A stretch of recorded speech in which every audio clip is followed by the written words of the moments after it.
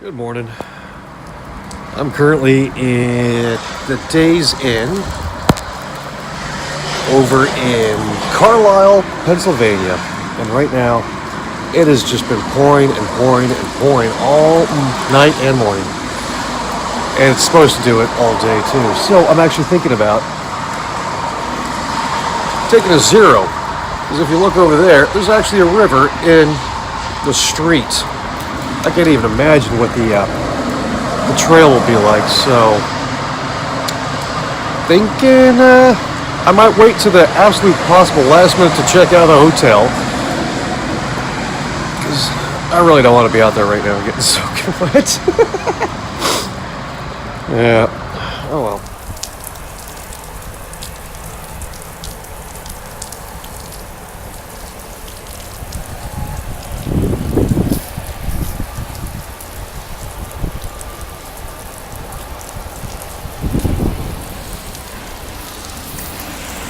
Boo! I hate this rain.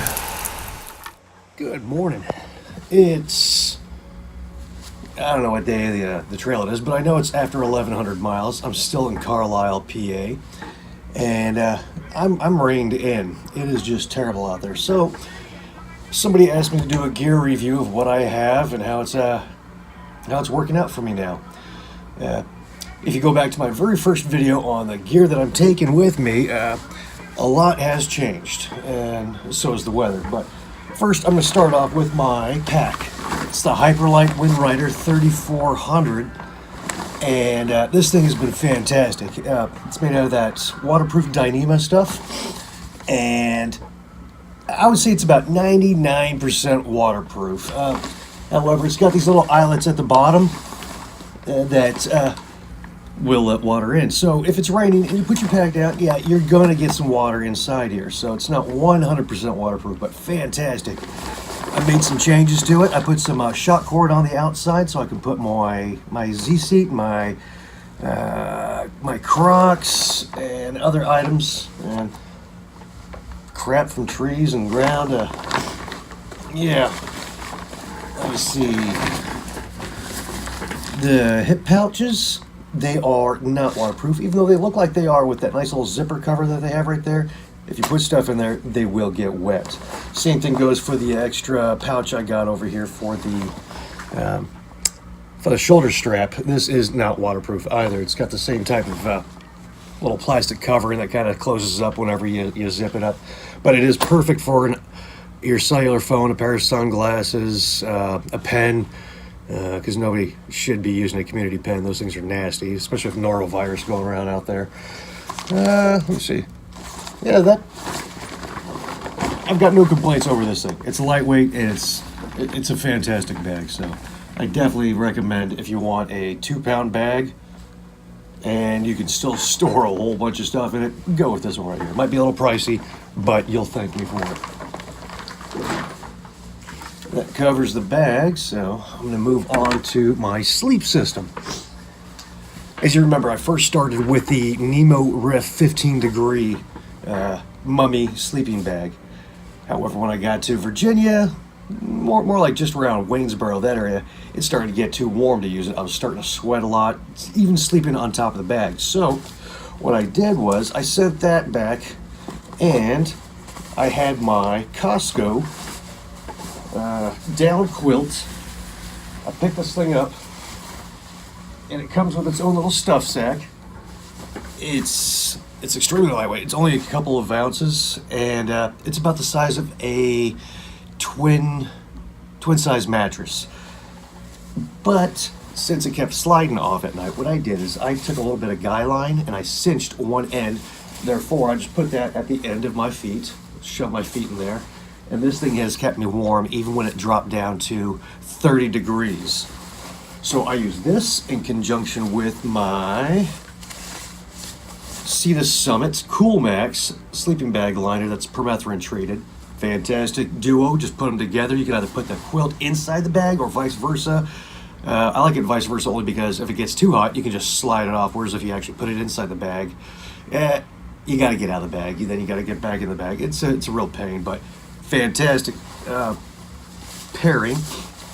my Sea to Summit pillow. This has been so comfy, even though it weighs almost nothing and is considered a luxury item. It has been, it's been great to use, even in some hostels where they don't even have the pillows. So you whip this stuff out in a hostel that doesn't supply you sheets or a pillow. Yeah, it works out great. So that's my bag and my sleep system. By the way, this down quilt from Costco was only $13. So before you go over to REI or any online site and you're going to be going hiking during the summer, try this out. $15 versus $300-400 for some of these quilts I've been seeing. Questions, comments, put them below and I'll get back to you. All right, I've already covered the pack and my sleep system. Now I'm going to go over the Nemo Hornet Elite one-person tent. This thing is super light. It's like a pound, 4 or 14 ounces, one of the two. I went ahead and got the footprint made just for this one too. I didn't go off and get a Tyvek sheet and cut it all up. And it fits perfect underneath this because it was made just for this tent. And it's got these little snaps or hooks that you can actually put onto the guy line holders or the little tent peg loops at the end of each one of the corners on the tent. So let me see. There's no condensation on the inside. The no-seam mesh was very nice to have. However, the fly is a second piece that you put on top of it, or the tarp piece. And it's a little bit of a pain because if it's raining, you got to put up your tent and let me see, you lay it all out, boom, put up the poles, and then you snap the little mesh pieces in there. At the same time, you got rain coming down, and it's coming into your tent via the mesh. So you got to do that really quick, and then throw the fly on there, or the tarp fly. I'm not sure what you call it, but you know what I'm talking about. The weather waterproof cover for your tent. And yeah, so get ready to have just a little bit of a wetness on the inside of your tent. The space on the inside is fantastic. It's just right for one person. A couple bags of stuff. When I say bags, I mean like little small bags you put near your head. Little small items. Your pack is going to go outside. The vestibule that comes out over the entrance, over the only one side opens up, goes out a couple feet, which is quite nice. So you can put your shoes out there to dry, and your pack underneath it, and your water bottles. Basically, anything that doesn't fit inside the tent can go underneath the vestibule. And I've got no issues. The only problem I did have was I inflicted some damage to this myself. I smoked cigarettes, and one night I was looking out my the door area, and I had the cigarette in this hand, and all of a sudden I felt it touch the no-seam mesh, and it burnt right through. So try not to smoke in your tent. I went ahead and fixed it with a little bit of crazy glue and some more mesh. And yeah, fantastic. I love this tent. Questions, comments, put it below and I'll get back to you. Next item I'm going over is my Sea to Summit insulated,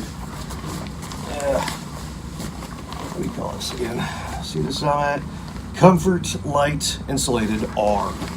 This pad is just like sleeping on a real mattress. It makes a little bit of rubbery, I guess, burping sounds. You're like, whenever you take your thumb to something rubber and you go, "Brrr."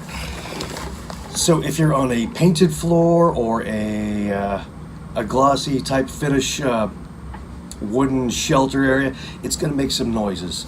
However, inside your tent, I didn't hear any noises. Plus, this thing is really thick. So if you're a side sleeper, I definitely recommend the Sea to Summit Comfort Light.